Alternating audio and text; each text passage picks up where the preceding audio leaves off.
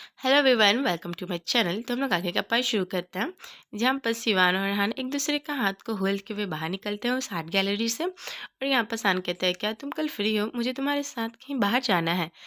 युवान कहता है, पर कहाँ? और हान हंसते हुए कहता है कि मुझे टैटू कराना है। युवान बोलता है, क्यों? क्यों टैटू कराना है तुम्हें? और वैसे टैटू में क्या कराओगे?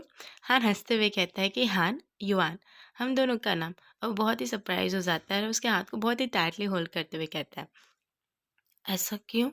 अरहान कहता है कि एक्चुअली ना, मैं तो पिंक डॉल्फिन कराना चाहता था, पर और सिर्फ कुछ पूरा करता है उससे पहले युवान कहता है, पिंक डॉल्फिन क्यों? क्योंकि वो मेरे सपने में आता है। सपना? कैसा सपना? और वो अपने सपनों के बारे में बताने लग जाता है। तुम्हें पता है, जब मैं सपना देखता हूँ ना, तो तुम एक पिंक डॉल्फिन बन जाते हो और तुम मुझसे पूछते हो कि तुम्हें लियो या गोल्डन में चाहिए या सिल्वर में चाहिए। अच्छा, तो तुम क्या आंसर देते हो? और वो हंसते हुए कहता है कि ऑफ कोर्स मैं दोनों ही चाहता हूँगा।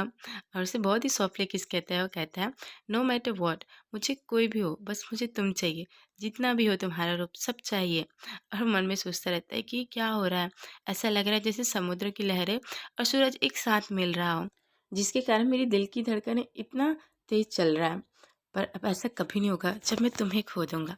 और ऐसा ही कुछ टाइम बीत जाता है और फिर वापस वो लोग अपने कंट्री आ जाते हैं, चाइना। और यहाँ पर स्ट्राइक करते रहते हैं। हान उसको कॉल लगाता है युवान को और बोलता है कि मुझे लगता है आज हम लोग को ना कहीं बाहर जाके खाना चाहिए। और यहाँ पर युवान बहुत ही टेंस रहता है, बोलता है कि वेट अ मिनट, मैं भी पुलिस स्टेशन में हूँ। जिससे ये सुन के हान बहुत ही ज़्यादा टेंस हो जाता है, बोलते हैं, क्या पुलिस स्टेशन? पर तुम क्या कर रहे हो पुलिस स्टेशन?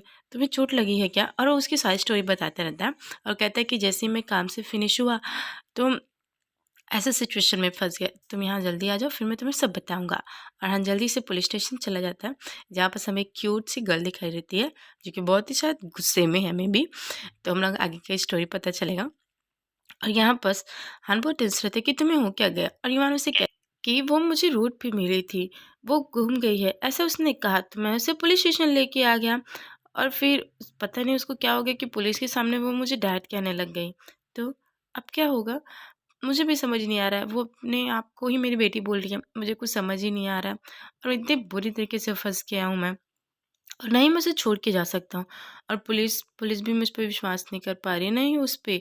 मुझे समझ नहीं आ रहा है सब क्या होगा। पर वो उसके जो फैमिली रजिस्ट्रेशन उसको ढूँढ रहा है। यहाँ पर आसान बोलता है, तो क्या हमें यहीं वेट करना पड़ेगा? ना चाहते हुए ईवान कहता है कि हाँ, पुलिस मुझे जाने ही नहीं दे रहे हैं ना। और फिर वो लोग एक बेंच में बैठ जाते हैं, जहाँ पर वो लिटिल गर्ल भी रहती है और उसको बोलती है डैड। और यहाँ पर सिमान सरप्राइज होकर बोलता है कि नो नो नो, मैं तुम्हारा डैड नहीं हूँ। फिर गर्ल रोते हुए आंसू लेके बोलती है, पर तुम मेरे डैड ही हो। और यहाँ पर सिमान बोलता है कि पर तुम्हारी मॉम कहाँ है? तुम अपनी फैमिली के साथ रहते हो? वो गर्ल कहती है, क्या मैं रियली इतनी अनोइंग हूँ? सच में मैं बहुत गंदी बच्ची हूँ क्या?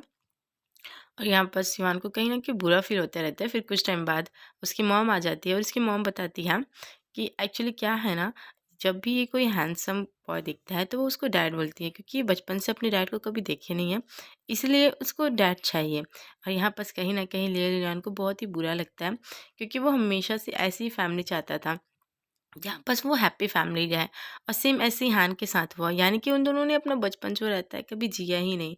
इसलिए उसे बहुत ही बुरा लगता रहता है उस बच्ची के लिए, और ये सोच में गुमा रहता है। और यहाँ पर हान कहता है कि क्या हुआ, तुम इतनी उदास क्यों हो? और तभी इवान कहता है कि हान, तुम्हें बच्चे बहुत पसंद है ना, जो तुम्हें डैड कहें, जो तुम्हारी फैमिली मेम्बर्स में रहे। यहाँ पर हान समझ जाता है कि वो कहना क्या चाहता है, बोलता है कि नहीं, मुझे बिल्कुल पसंद नहीं है। और यहाँ पास इवान हंसते हुए कहते हैं कि रियली है। मुझे लग रहा था कि ये कितनी बुरी बात है, क्योंकि हम दोनों के बीच में ऐसा कुछ होगा नहीं कि मैं तुम्हें एक बच्चा दे सकूं। हान हंसते हुए कहता है कि तुम्हें तुम्हें इस बात की कोई भी चिंता करने की ज़रूरत नहीं है, क्योंकि मुझे पता है मेरे पास एक बेबी है जिसका नाम युवान है। और यहाँ पर सिवान गुस्सा होते बोलते हैं, क्या कहा तुमने? हाँ, ऑफ कोर्स, मैं तो तुम्हें हमेशा बच्चे की तरह ट्रीट करता हूँ, तुम हो ही इतने क्यूट। और वो हंसने लग जाता है। युवान कहता है कि हाँ हाँ, बोलो बोलो, जो भी बोलना है बोलो, और क्यों रुक गए हो? और वो इंसिस्ट करता रहता है कि हाँ, तुम मेरे बच्चे ही हो। और हाँ, बहुत गुस्से में बोलता है, तुमने कहा था मुझे कहीं बाहर ले जाने वाले हो खाने के लिए, मुझे बहुत भूख लगी हुई है, तो मुझे कब लेके जाओगे? हाँ, हंसते हुए कहते हैं कि डोंट वरी माई चाइल्ड, मैं तुम्हें जल्दी से जल्दी यहाँ से ले जाऊँगा खाने के लिए। क्या कहा तुमने? मुझे चाइल्ड कहा? तुम ऐसे कैसे बोल सकते हो? Don't call me that. और यहीं पर इस स्टोरी को एंड किया गया है। मैं भी पता नहीं इसको एंड किया है कि नहीं किया, मुझे समझ नहीं आ रहा है, क्योंकि मुझे लगा इन लोगों की ऐसा मैरिड होगी और फिर आगे दिखाया जाएगा कि ये लोग साथ में रहते हैं, बेबी युआन, हान और युआन। पर ऐसा कुछ दिखाया नहीं रहा है इस स्टोरी में। पर इसके आगे जो जितने भी स्टोरी है वो सारे एक्स्ट्रा चैप्टर हैं और वो भी एक ना अलग साइड से दिखाया गया है। तो मुझे समझ नहीं आ रहा है कि स्टोरी को वो लोग कंटिन्यू करेंगे कि नहीं करेंगे, कि बस एक्स्ट्रा चैप्टर तक ही एंड कर देंगे, मुझे समझ नहीं आ रहा है। क्योंकि ये स्टोरी को मुझे बहुत पसंद आ रही थी शुरू से लेके, और सडनली एंड में ऐसा हो जा रहा है बस ख़त्म।